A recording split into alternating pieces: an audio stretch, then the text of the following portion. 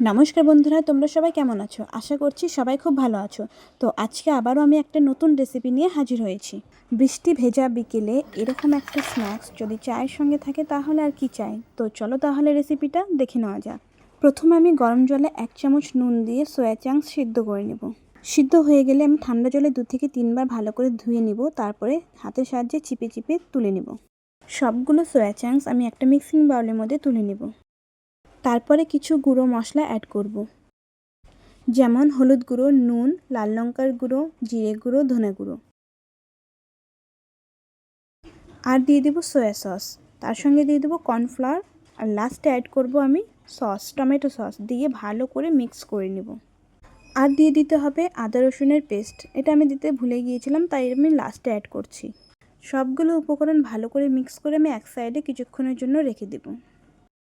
অন্যদিকে একটা frying pan বসিয়ে দিয়েছি। তেল গরম হয়ে গেলে আমি এক এক করে সবগুলো সয়া চাংস দিয়ে দেব। ক্রিস্পি হওয়া অবধি ভালো করে নেড়ে চেড়ে লাল লাল করে ভেজে নিতে হবে। এই সয়াবিনের পকোড়াগুলো তোমরা যে কোনো টাইমে তৈরি করে নিতে পারো, কারণ খুবই কম সময় লাগে, খুবই কম উপকরণে তৈরি হয়ে যায়।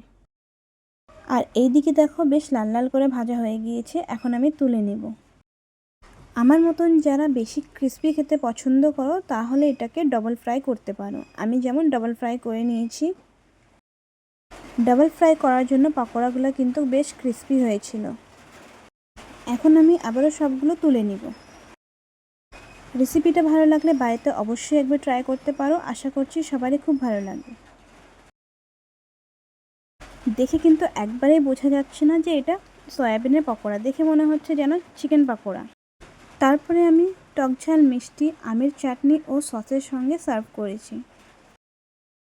এই রকম আরও দারুণ দারুণ মজার রেসিপি দেখার জন্য আমার এই ফেসবুক পেজটাকে ফলো আর ইউটিউব থেকে দেখে থাকলে চ্যানেলটাকে সাবস্ক্রাইব করে দেওয়ার অনুরোধ রইল। সবাই ভালো থাকবে, সুস্থ থাকবে। আমি আবারও ফিরে আসবো নতুন একটা রেসিপি নিয়ে। টাটা।